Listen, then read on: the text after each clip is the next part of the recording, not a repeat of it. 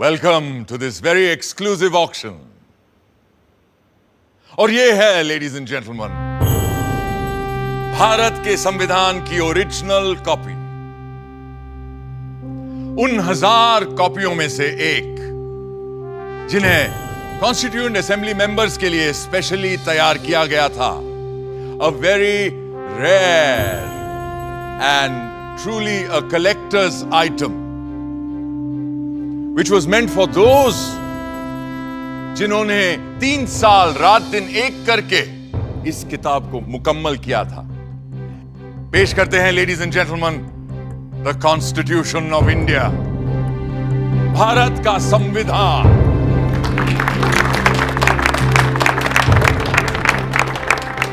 ये कोई आम किताब नहीं, बल्कि प्रतीक है हमारे मुल्क का। पर कभी सोचा है आपने कि ये मुल्क आखिर होता क्या है? समाजशास्त्री कहते हैं कि एक ही नस्ल, धर्म, जबान, परचम और हुक्म को मानने वाले बाशिंदों के समूह से बनता है एक मुल्क, एक देश। मगर हिंदुस्तान जैसे बहुत सी भाषाओं, धर्मों और तमाम जातियों प्रजातियों वाले सब कॉन्टिनेंट को किसी तंग नज़रिए से नहीं देखा जा सकता है। और ऐसे मुल्क, ऐसे समाज में पुरानी रीतियों को तोड़कर सबको साथ लेकर आगे चलने के लिए किसी पुराने कानून से भी काम नहीं चल सकता है। इसीलिए हमारे पुरखों ने बनाया था हमारा संविधान, हमारा कॉन्स्टिट्यूशन, हमारा आईन। ये आईन ही तो वो आईना है जिसमें देखकर ही हम खुद को पहचान पाते हैं और संवार भी सकते हैं। आज से मैं आपको इस जादुई आईने के अंदर के संसार की सैर पर ले जाऊंगी। ये कैसे बना, कब बना, किस किसने बनाया और क्यों बनाया? तो चलिए चलते हैं वहां जहां कहानी शुरू हुई थी, हमारे संविधान की। पर फर्स्ट थिंग्स फर्स्ट, पहले आप भी तो ठीक से देख लीजिए उस मुकद्दस किताब को जिसकी बात हम कर रहे हैं।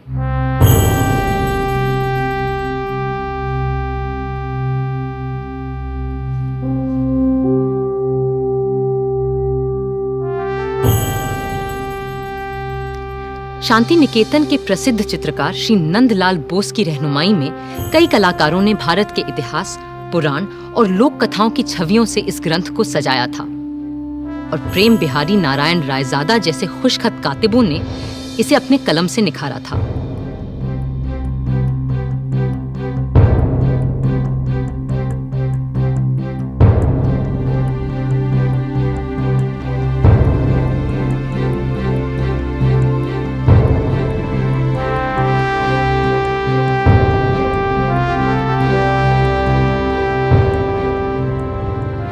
मगर ये काम मुश्किल होते हुए भी बहुत आसान था उस काम के मुकाबले जो इस संविधान की कल्पना कर इसे लिखित रूप देने वालों ने संविधान सभा में पूरे 3 साल लगाकर किया था।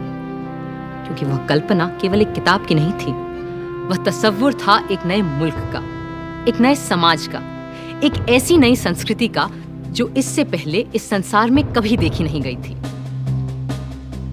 दिसंबर 1946 में जिस इमारत की तामीर शुरू की गई थी, असल में उसकी नींव बहुत पहले रखी जा चुकी थी। 1857 की क्रांति के दौरान बागी सिपाहियों ने भी हिंदुस्तान का एक अपना संविधान बनाने की कोशिश की थी। उनका विद्रोह तो जल्दी ही दबा दिया गया, मगर आजाद देश का एक अपना आईन बनाने का सपना न दबा था न हारा था। और जैसे जैसे महात्मा गांधी के नेतृत्व में आजादी की आवाज तेज हुई, तो अपना संविधान बनाने की मांग भी और तीव्र होती गई। My mentor Gopal Krishna Gokhale presented to the British government a note on the Constitution in 1914, and the British said, yes, we will accept it after the war. But now they want to make a constitution for us. But you know, a constitution for India should be and can be framed only by Indians. Now it works. What will you do with this spinning wheel, Mr. Gandhi?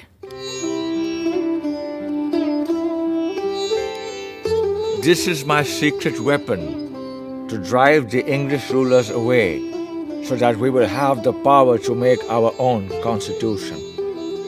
अब गांधी जी की सरपरस्ती में इतिहास ने दोबारा हमें एक नए भारत को गढ़ने का मौका दिया था। कांग्रेस नेता और आला वकील पंडित मोतीलाल नेहरू ने 1928 में एक रिपोर्ट तैयार की जिसे नेहरू रिपोर्ट या स्वराज संविधान के नाम से भी जाना गया। और उनके बाद जब उनका बेटा जवाहर कांग्रेस का सदर बना तो उस युवा नेता ने हिंदुस्तान के अपने संविधान के सपने को और शदीद तरह से सबके सामने रखा। आजादी दी नहीं जाती, स्वतंत्रता किसी कानून के नुक्ते को बदलकर नहीं मिला करती। इस तरह तो नए निजाम के नाम पर अंग्रेजों की पुरानी गुलामी को और मजबूत किया जाएगा। सच्ची आजादी तब मिलेगी जब हम अपनी चुनी हुई संविधान सभा के जरिए खुद अपने देश का संविधान सोचेंगे, अपना आईन तय करेंगे, अपना कॉन्स्टिट्यूशन बनाएंगे। भारत माता की जय! भारत माता की! जवाब में अंग्रेजों ने सन 1935 में एक गवर्नमेंट ऑफ इंडिया एक्ट बनाया। ये एक्ट भारतीयों की उम्मीदों से न सिर्फ बहुत कम और अलग था, बल्कि इसकी वजह से कांग्रेस और मुस्लिम लीग के दरमियान दूरियां और बढ़ने लगीं। इस बीच दूसरे विश्व युद्ध के दौरान सन 1945 में डॉक्टर तेज बहादुर सप्रू ने सभी पार्टियों से मशवरा करके एक सांझे संविधान का खाका बनाने की कोशिश की।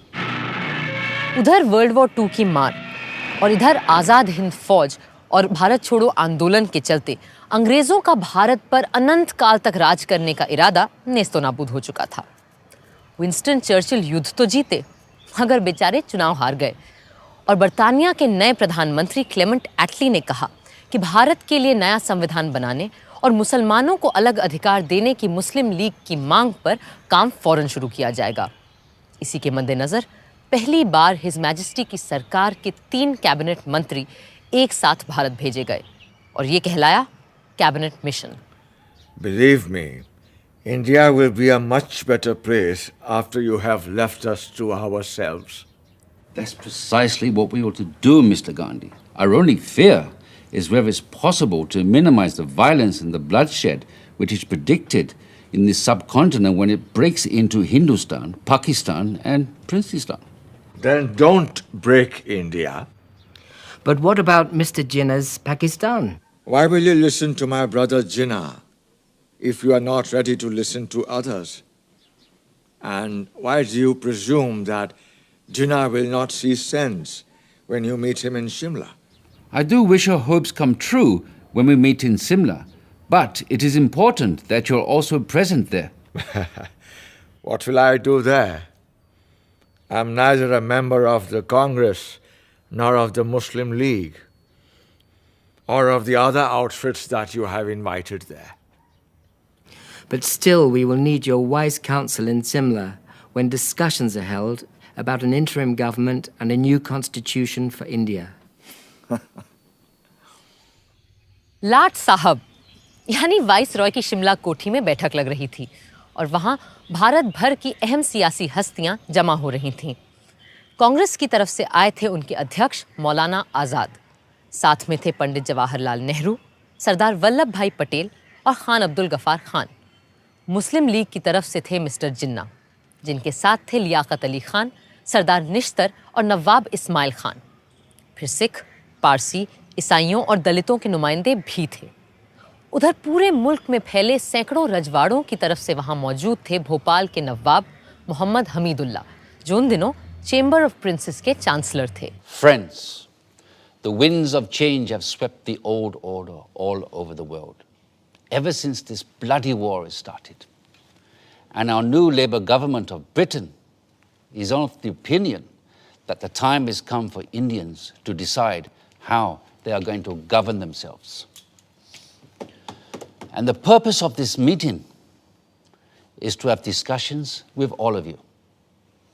The representatives of British India and the Indian states is to secure a way of framing the constitution of a free India.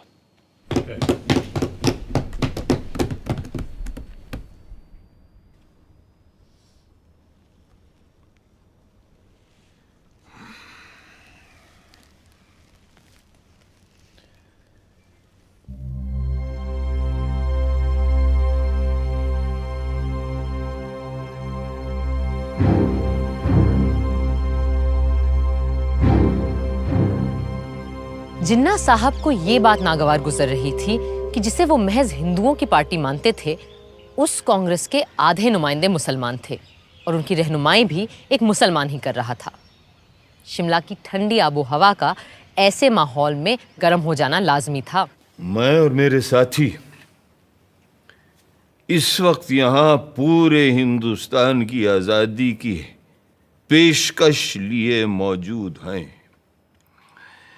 बाकी मसाइल दोयम हैं जो हम बाद में भी तय कर सकते हैं। अपनी कॉन्स्टिट्यूएंट असेंबली में जो जमा होगी एक आज़ाद हिंदुस्तान के ख्वाब की ताबीर करने के लिए।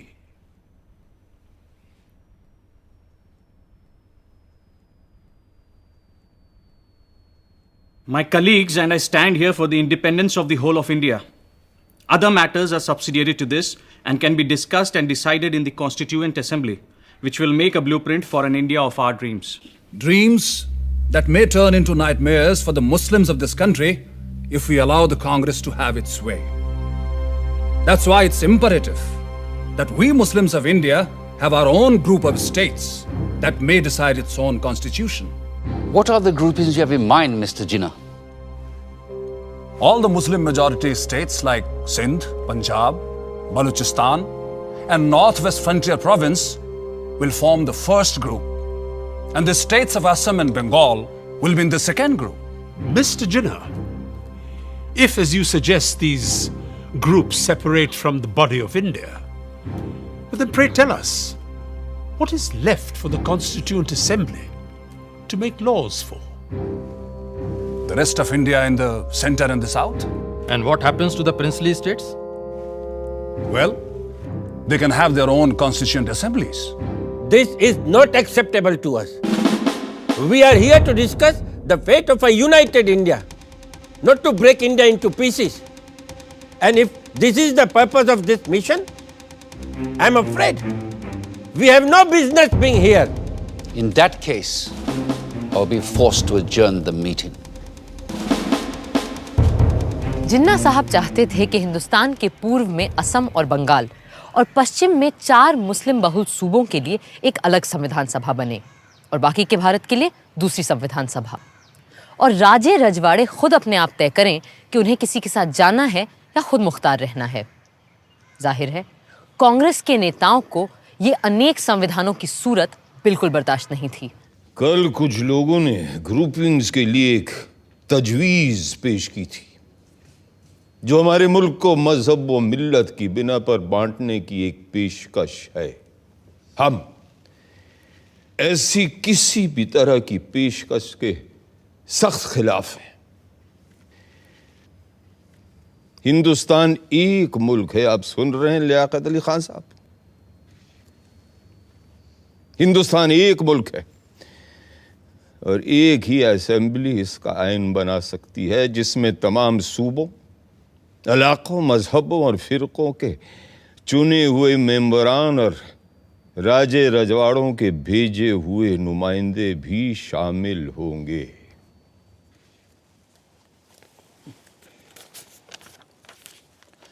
References were made yesterday to groups of provinces arranged on communal lines. We are totally against any machinery to run any such groupings. India is one nation and it needs its constitution to be made by one assembly, which has elected representatives of the states, region, religion, and the nominated representatives of all the princely states as well. This is what I call the tyranny of numbers. Everyone knows here that such an assembly will have a brute majority of caste Hindus and their party, the Congress. And in the game of numbers, minority Muslims will have no say left. That's why we need 2 assemblies, so that Muslims can frame their own laws. मगर मेरे भाई जिन्ना, क्या आज तक हमारे पास हिंदुओं के लिए अलग और मुसलमानों के लिए अलग आइन थे? नहीं थे ना? तो फिर यकबयक आज इन 2 कानूनों की जरूरत क्यों आन पड़ी? क्यों? I trust the British sense of fair play. But with the Hindus ruling India through their Congress, Muslims need a special constitutional protection. I have gone through the length and breadth of India And I know how vulnerable Muslims are feeling today.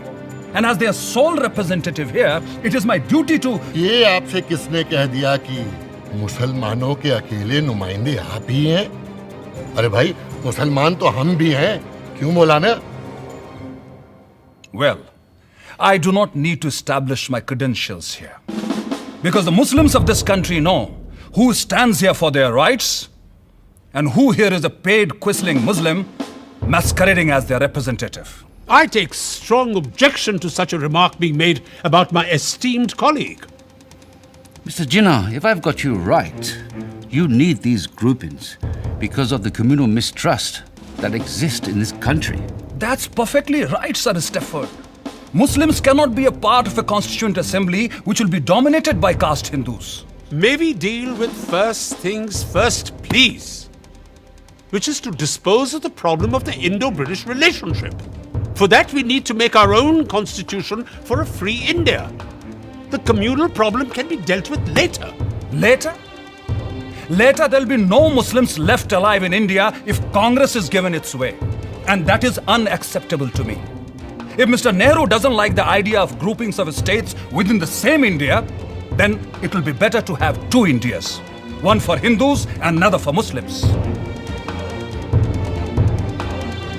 Hindustan and Pakistan. And a Princestan, the federation of the princely states. This is ridiculous. It clearly indicates the reality behind the groupings proposal Mr. Jinnah is making.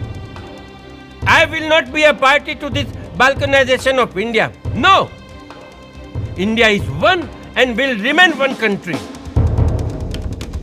कड़वा सच ये था कि अंग्रेज हिंदुस्तान में अपनी घटती हुई फौजी ताकत से अच्छी तरह वाकिफ थे और वो चाहते ही नहीं थे कि सांप्रदायिक आग को फैलने से रोका जाए। पर हाँ, जाने से पहले सत्ता वो सौंपना चाहते थे एक ढीले से राष्ट्रसंघ के हाथ, जिसकी लगाम हो सके तो उनके ही हाथों में रहे। इन्हीं सब बातों को लेकर 16 मई 1946 को एक समझौते का मसौदा बनाया गया। United Dominion of India will be given independence as and when the appropriate time comes. In the meanwhile, two constituent assemblies will frame the constitution. One for the Muslim majority provinces, which will be grouped Balochistan, Sindh, Punjab, and Northwest Frontier Province as the first, and Bengal and Assam as the second group. The Hindu majority provinces in the central and southern India will form another group and make their own constitution.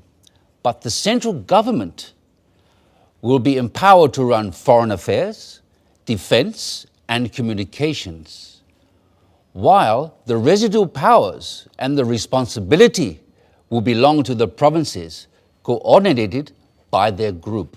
How can you have two assemblies for one nation? Are you suggesting that there will be Hindu constitution and Muslim constitution? And which constitution will be applicable to the central government? But sir, Assam is not a Muslim majority province. Then why? Gentlemen, please, these are only recommendations which have yet to be accepted by the two main parties, that is the Indian National Congress and the Muslim League, whose working committees are going into details of this plan, and there is no need for us to add anything more at this moment. Thank you. But Nehru is adamant he won't agree to such a proposal. I'm ready to sit together with Jawaharlal, for whom I have great regard, to convince him of the value of these groupings, since he has no desire that the British stay back in India any longer.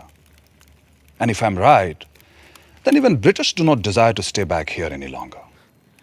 Not just Nehru. The entire Congress Working Committee is dead against the concept of two constituent assemblies and two separate constitutions. In that case, they must agree to partition and for the creation of two nations.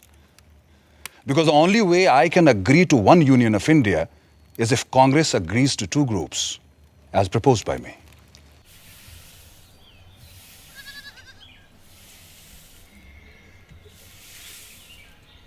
Bapu, working committee ने जिन्ना साहब की groupings की तजवीज़ के खिलाफ एक resolution pass किया है।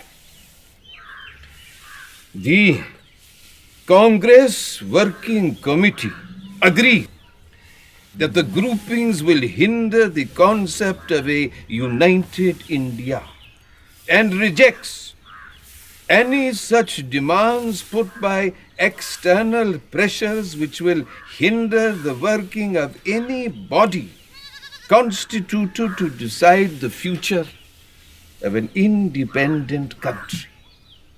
There should be a sovereign body for the purpose of drafting the Constitution, and it must be unhindered by any external authority. ये है हमारा दस्तावेज बाबू।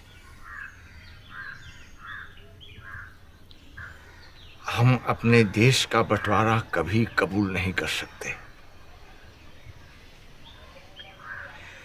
अंग्रेजों ने हमारे साथ चाहे कुछ भी किया हो, उनके कैबिनेट मिशन ने अपना काम पूरा कर लिया है और अब उन्हें जल्दी है कि वो हमारी छाती से उतरे और जाएं। अब ये हम पर है कि हम कैसे अपनी इस दुखी अभागी धरती को सुखी और भाग्यशील बनाएं। कुल मिलाकर कैबिनेट मिशन असफल हो चुका था, मगर वो खाली हाथ वापस भी नहीं जाना चाहते थे। सो दोबारा एक बार मिलने और बातचीत का सिलसिला शुरू हुआ और 1 महीने की मशक्कत के बाद 16 जून को एक और प्रस्ताव सामने आया। Partition? The Congress will never agree to partition. Why would they agree to parity between themselves and the Muslim League in the interim government? And why will they not agree to have any Muslim members on behalf of Congress? How can 1/4 of the population be given half the population's seats in the cabinet? अगर हमने cabinet mission की सरकार में शामिल होने की तजवीज़ नहीं मानी तो न सिर्फ हमें सरकार से बाहर बैठना पड़ेगा, बल्कि ये मुमकिन है कि अंग्रेज हमें दोबारा जेल में डाल दें। अब इससे बेहतर यह है कि हम उनकी इतनी सी बात मान लें कि हमारी भेजी काबीना की फहरिस्त में किसी मुसलमान का नाम ना हो। खुद अपना नाम कटवाने की तरकीब बता रहे हैं आप तो मौलाना। सरदार, मुल्क किसी भी शख्स से बहुत बड़ा होता है और किसी भी मिल्लत से भी। मैं मौलाना की बात समझ सकता हूं। अगर हमने सरकार में आने का ये मौका हाथ से जाने दिया तो यकीनन मुस्लिम लीग और खास तौर से जिन्ना साहब इस बात का नाजायज फायदा उठाएंगे। बापू, आपका क्या कहना है?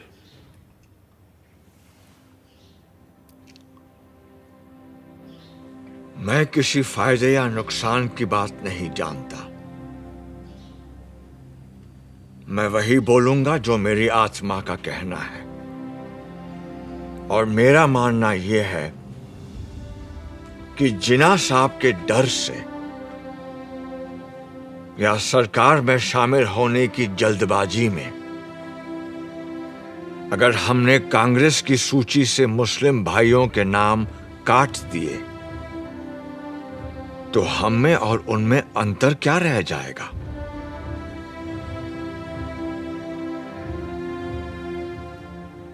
जिन्ना साहब सिर्फ मुसलमानों के नेता हो सकते हैं, पर आप लोग तो सिर्फ हिंदुओं के रहनुमा नहीं है ना। बापू, आपने सही फरमाया, मगर क्रिप्स और उनके साथी अभी रुकने वाले नहीं हैं, और अगर सरकार में शामिल होने के लिए हमें मुसलमानों को अपनी काबीना से खारिज करना भी पड़े तो क्या फर्क पड़ता है? मुझे फर्क पड़ता है,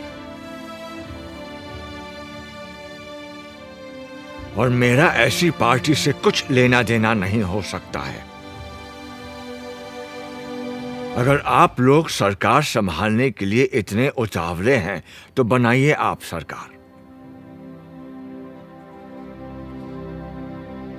मैं दिल्ली छोड़कर जा रहा हूं। बापू, हम आपकी बात समझते हैं, पर अगर इस समय उन्हें फौरन जवाब नहीं दिया तो ये मौका हाथ से निकल जाएगा।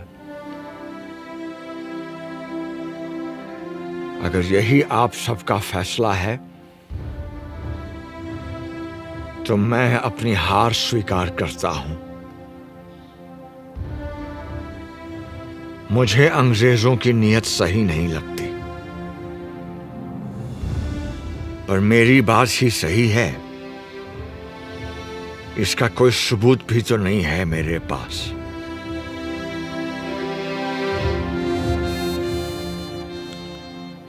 अगर आप सबकी आज्ञा हो तो मैं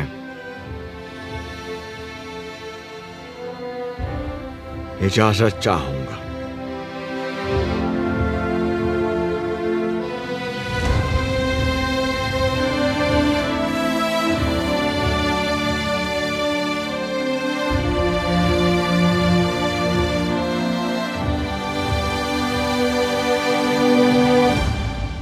तो अब हम बापू को जाने दें।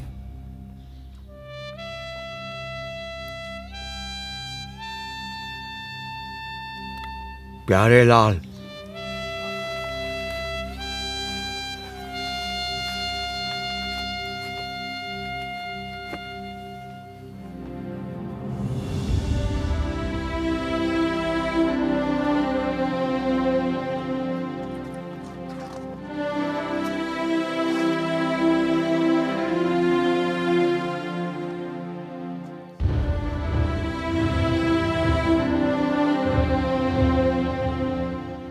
यूं नया संविधान बनाना तय हो गया, और ये भी कि जिन्ना साहब की तजवीज़ के खिलाफ सिर्फ एक संविधान सभा मुल्क का रूप स्वरूप तय करेगी।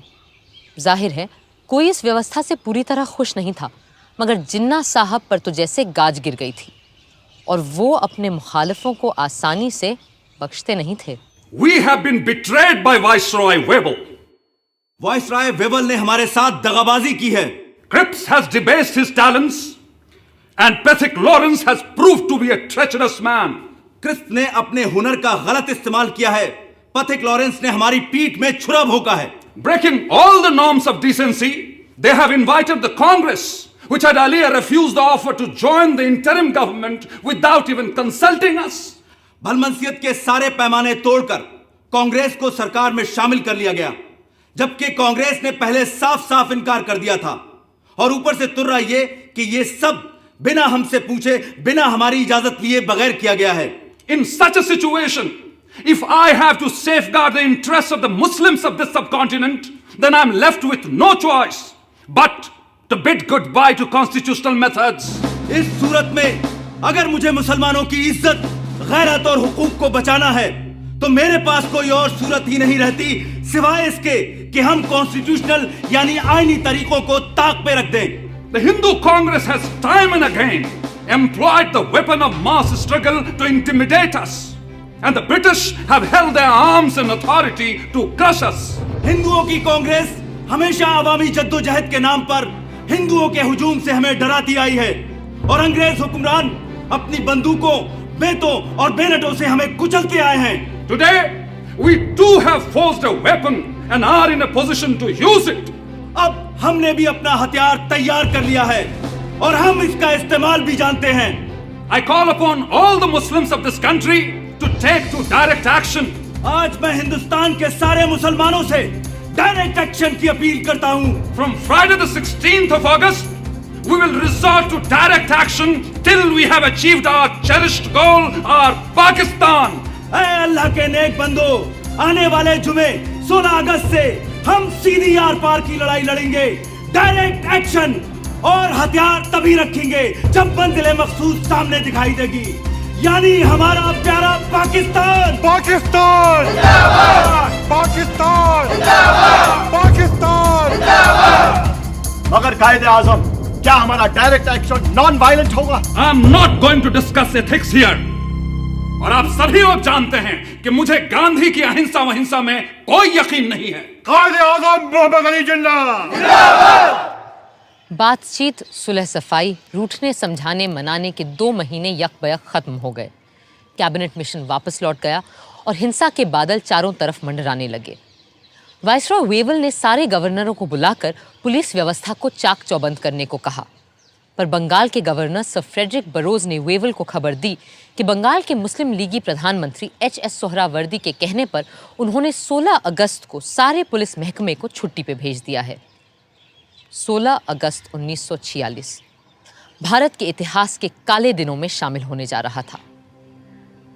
जिन्ना साहब की पुकार पर 16 अगस्त की सुबह से ही हथियारबंद लोग कलकत्ता की सड़कों पर उतर आए और हत्याओं का सिलसिला शुरू हो गया। बदले में दूसरे संप्रदायों के लोग भी निकल आए और सड़कों पर 3 दिन तक सिर्फ हत्यारों का राज था।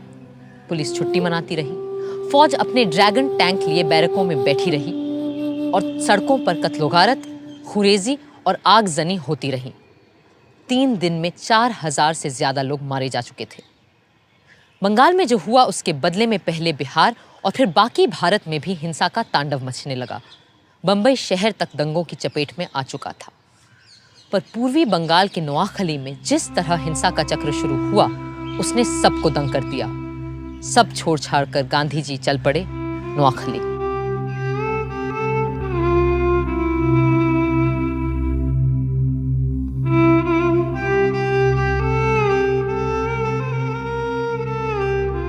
लाट साहब वेवल का मानना था कि हिंदुस्तानियों के साथ मिलकर बनी सरकार ही इस गृह युद्ध जैसी स्थिति को रोक सकती है।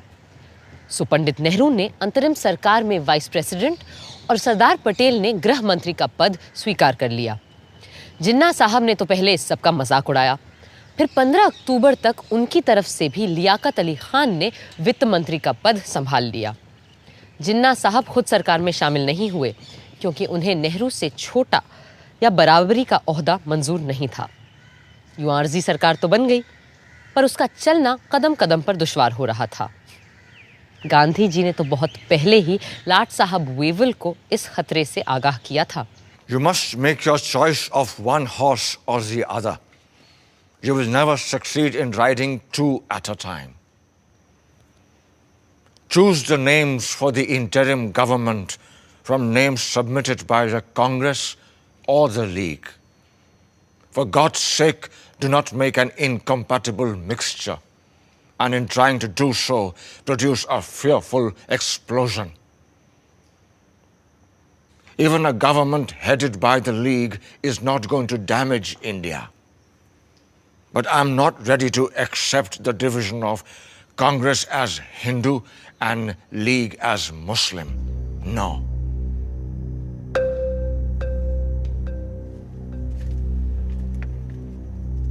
वेवल इतने हताश हो चुके थे कि उन्होंने अपने एक खत में सम्राट किंग जॉर्ज को लिखा, The situation reminds me of a childhood puzzle in which I had to manipulate marbles into their pens. Just as the last one seemed to get into place, the others invariably ran out. I am trying to postpone convening the Constituent Assembly as much as possible, and maybe have one more round of talks with Mr. Jinnah and Nehru. Perhaps in London, a city both of them have lived in and love. दिसंबर 1946 के London के बर्फीले माहौल से ज्यादा सर्द अगर कोई चीज थी तो वो था मिस्टर जिन्ना और पंडित नेहरू के बीच का रिश्ता। कई मुलाकातों के बाद भी जब कोई बात न बनी तो आखिर नेहरू जी ने अंग्रेजों को उनके घर में घुसकर अंतिम चेतावनी दे डाली। There is a great urge amongst the populace of India for political progress and for making a constitution. Mr. Jinnah's Muslim League is but a fly on the weighing scale compared to the vast force in India. And if the British authorities do not call for the Indian Constituent Assembly immediately, we will have to resort to another mass action against His Majesty's government. Thank you, gentlemen. Mass action के डर से British सम्राट की सरकार तुरंत मान गई और पंडित नेहरू के भारत लौटते ही 3 दिन के अंदर हिंदुस्तान का आईन बनाने के लिए कॉन्स्टिट्यूएंट असेंबली का मिलना तय हो गया।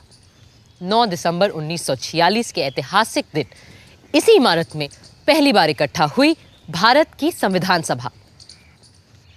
प्रादेशिक विधानसभाओं से चुने गए नुमाइंदे इस ऐतिहासिक दिन के लिए सज धज कर पधार रहे थे।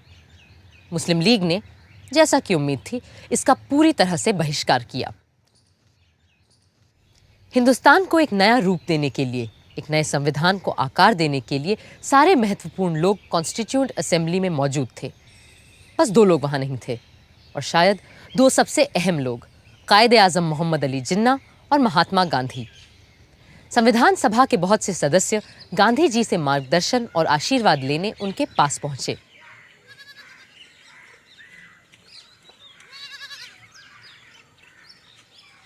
आइए आइए जगजीवन बाबू, मुझे पता है हम चाहे दुनिया का सबसे सुंदर संविधान क्यों न बना लें, पर वो भी बेकार साबित होगा अगर उसे अमल में लाने वाले लोग ना हुए। बापू, मुझे पूरा विश्वास है कि हमारे यहाँ ऐसे अच्छे आदमियों और औरतों की कोई कमी नहीं है जो हमारे संविधान को कारगर करके दिखाएंगे। इसीलिए हम सब आपका आशीर्वाद लेने आए। बापू के आशीर्वाद हमेशा तुम्हारे साथ है, पर आज मैं तुम्हें एक तावीज़, एक टोटका दूंगा जो शायद तुम्हें सही संविधान बनाने में मदद करे। आप और तावीज़? बापू, मुझे लगता था आप तंत्र मंत्र यंत्र में विश्वास नहीं रखते। पर इस मंत्र पे पक्का विश्वास है मेरा। जब कभी अपने आप को शंका में घिरा पाओ तो इस परीक्षा को अपनाना। सबसे दीनहीन, गरीब, कमजोर इंसान जिसे तुमने देखा हो, उसका चेहरा याद करना और स्वयं से पूछना, जो मैं करने जा रहा हूं, क्या इससे उसका भला होगा? इस कदम से क्या उसे कुछ मिलेगा या नहीं? इससे क्या वो अपने भाग्य और जीवन को सुधार पाएगा या नहीं? या यूं कहो, ऐसे करोड़ों को स्वराज मिलेगा या नहीं जो तन और मन की भूख से तड़प रहे हैं, जिनके पेट भी खाली है और हृदय भी। फिर देखना, तुम्हारी सारी शंकाएं छूमंतर हो जाएंगी।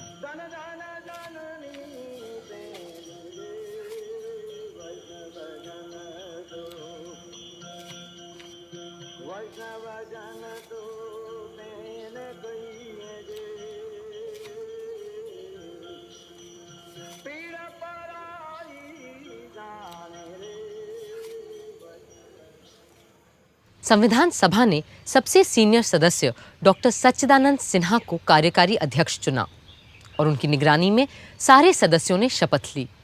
फिर सभा के परमानेंट प्रेसिडेंट के रूप में चुना गया डॉक्टर राजेंद्र प्रसाद को।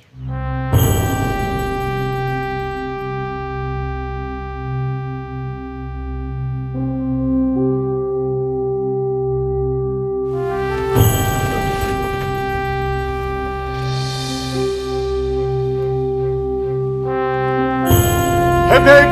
Hooray! Hip hip! Hooray! Hip hip! Hooray!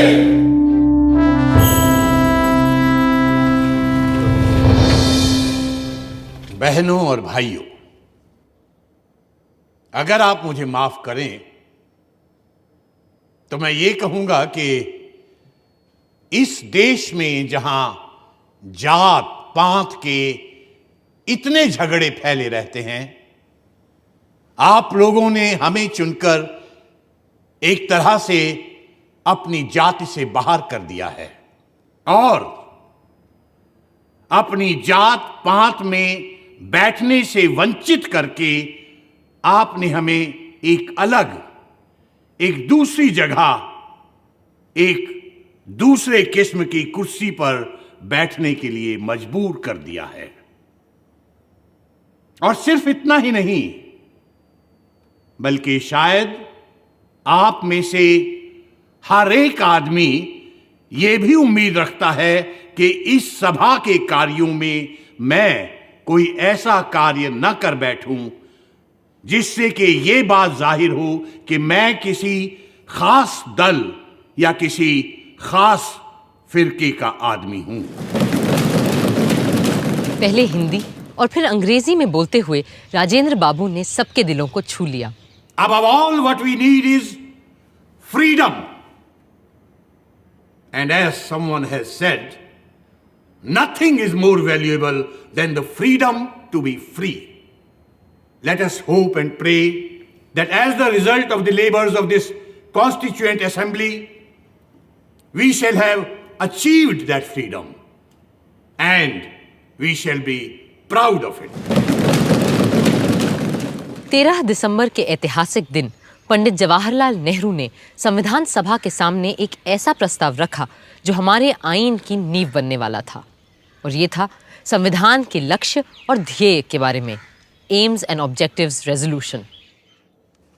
Mr. Chairman, the resolution that I am placing before you defines our aims and describes an outline of the plans and points to the way which we are going to tread. The resolution that I place before you is in the nature of a pledge, and I hope the House will pass this resolution, which is of a special nature. I beg to move, 1, this Constituent Assembly declares its firm and solemn resolve to proclaim India as an independent, sovereign republic. Bharat की अक्षुण्णता, अखंडता और स्वायत्तता से लेकर नए भारत में सबकी समानता और एकता तक की बात अपने प्रस्ताव में रखी थी पंडित नेहरू ने। 2, wherein shall be guaranteed and secured to all the people of India justice, social, economic, and political, equality of status, opportunity, and before the law, freedom of thought, expression, belief, faith, worship, vocation, association, and action.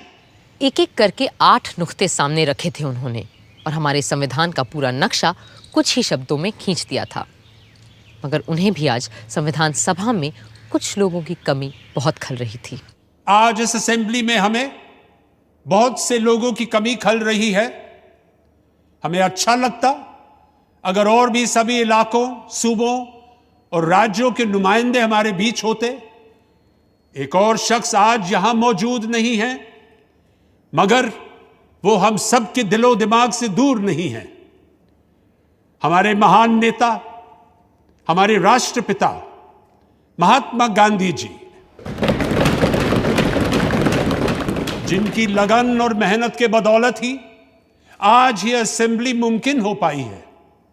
बापू यहां मौजूद नहीं है क्योंकि अपने आदर्शों को पूरा करने के लिए वो हिंदुस्तान के किसी कोने में चुपचाप काम करने में जुटे होंगे।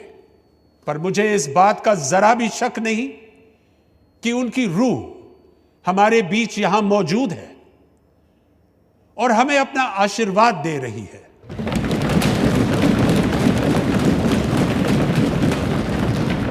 I also think of the various constituent assemblies that have gone before us, when the fathers of the great American nation met and fashioned out a constitution that has stood the test of time for more than a century and a half.